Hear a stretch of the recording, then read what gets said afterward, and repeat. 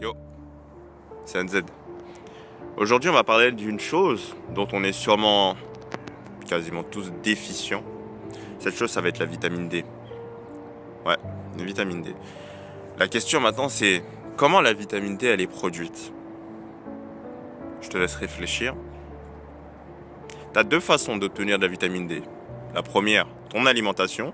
La deuxième, l'exposition au soleil. Et donc, on va voir pourquoi c'est très important de t'exposer au soleil. Et c'est quelque chose, je crois que j'entends jamais parler de ça. Pourtant, c'est hyper important. Et tu vas voir pourquoi la vitamine D, à travers un exemple, pourquoi elle est hyper importante. Et donc, pourquoi l'exposition au soleil qui permet la synthétisation de cette vitamine D, elle est primordiale. CF aussi, ou plutôt big up à ma vidéo aussi sur le sommeil, l'une des vidéos sur le sommeil, où j'explique que, en gros, faut t'exposer au soleil le matin. Parce que pour ton sommeil, en fait, c'est un concept en fait qui est fondamental. Et là, tu peux le voir à travers un autre prisme que l'exposition au soleil, c'est aussi un concept toujours fondamental. Donc, j'ai un peu digressé. L'idée, c'est quoi? L'idée, c'est que ton corps, pour synthétiser la vitamine D, il va attendre d'être exposé au soleil, ok? Quand ta peau elle est exposée au soleil, elle va produire cette vitamine D, et en particulier la vitamine D3. La vitamine D3, ce qu'elle permet, c'est de synthétiser des hormones stéroïdiennes. Stéroïdiennes, t'entends stéroïdes, ça fait penser à testostérone et tout ce genre d'hormones. Ce qui est très bien en vrai. Déjà, si tu veux avoir plus de testo, t'exposer au soleil, ça va te mettre bien. Mais les hormones stéroïdiennes, elles font beaucoup de choses. Et notamment, elles vont aller carrément réguler l'expression de certains gènes. Parce qu'en fait, comme c'est des hormones qui sont, on dit liposolubles, c'est-à-dire qu'elles sont composées de gras, elles peuvent se dissoudre dans le gras, elles sont aussi capables de rentrer dans tes cellules. Tes cellules, elles sont composées, la membrane elle est composée de gras. Donc ces hormones, elles sont capables de rentrer dans tes cellules et d'aller modifier l'expression d'un gène. C'est-à-dire qu'elles vont faire en sorte de soit le renforcer, donc faire en sorte que ce gène soit très fort et du coup qu'il y ait les répercussions très fortes sur le corps, soit de l'inhiber. Donc si c'est un gène qui est censé te rendre gros et qu'elle l'inhibe, ça t'arrange. Je vais te donner un cas particulier et dans cette vidéo, on va travailler à travers travailler entre guillemets. On va voir pourquoi l'exposition du soleil est importante à travers ce prisme-là. Ça va être le prisme de l'absorption du calcium et du phosphore. Je suis sûr qu'on a tous entendu cette pub, les produits laitiers sont nos amis pour la vie, tu vois. Et en fait, l'idée dans cette pub, c'est de comprendre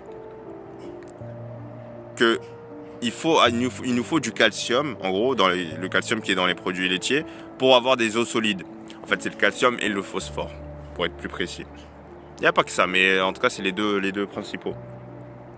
Et en fait, ce calcium, pour que tu puisses l'absorber, il y a un gène qui va coder, qui va faire, c'est-à-dire en sorte que dans ton intestin, parce que si tu le sais pas encore, je l'expliquerai un jour dans une vidéo, mais la nourriture que tu absorbes, c'est par ton intestin qu'elle rentre dans ton sang, ok, qu'elle va dans ton sang. Les aliments les nutriments que tu absorbes, c'est via l'intestin. Il y a un passage dans l'intestin qui leur permet d'aller dans le sang. Et du coup, il y a un gène qui permet de faire en sorte qu'il y ait plus de canaux, on va dire, imagine des chemins dans l'intestin qui vont permettre au phosphore, parce qu'il faut des chemins spécifiques pour le phosphore et le calcium, pardon. Il faut des chemins spécifiques à ces deux-là pour pouvoir entrer dans ta circulation sanguine. Et l'idée, c'est que ce gène-là va soit augmenter le nombre de chemins possibles, soit les diminuer. Et les hormones stéroïdiennes permettent de renforcer ce gène-là, par exemple. C'est un des exemples, il y en a. Comme c'est des hormones qui sont capables de modifier, d'agir sur ton ADN, en fait, tu imagines bien qu'il y a une infinité de possibilités. Et donc, l'une des possibilités, justement, c'est que ça permet, quand je dis une possibilité, il y a une infinité d'actions qu'elles peuvent faire. Et ces hormones stéroïdiennes vont permettre de renforcer, par exemple, le nombre de canaux ou d'augmenter le nombre de canaux de chemin pour pouvoir renforcer l'absorption en calcium et en phosphore. Et dans notre cas, ça veut dire que tu peux avoir dans ton alimentation tout le calcium, le phosphore que tu veux.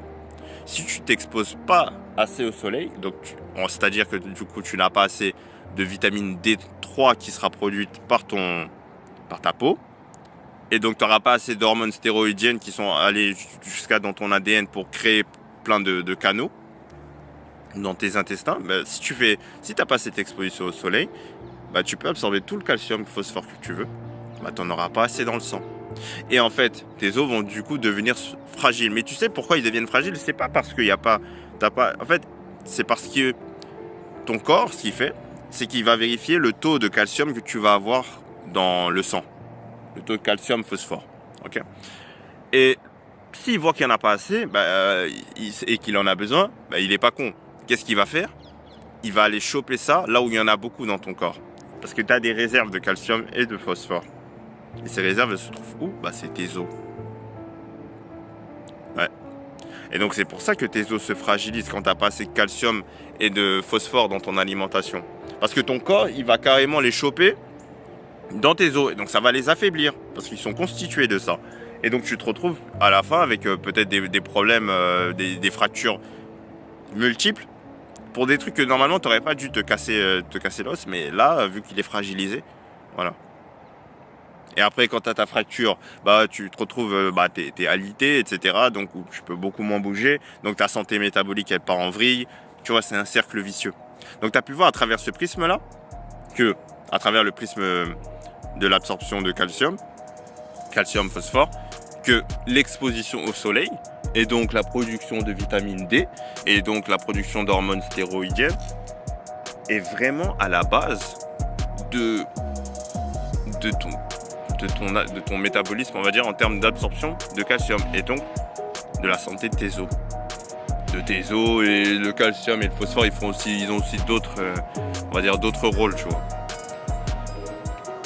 Donc voilà, j'espère au moins que tu as appris quelque chose. La vidéo est pas trop longue, donc ça va.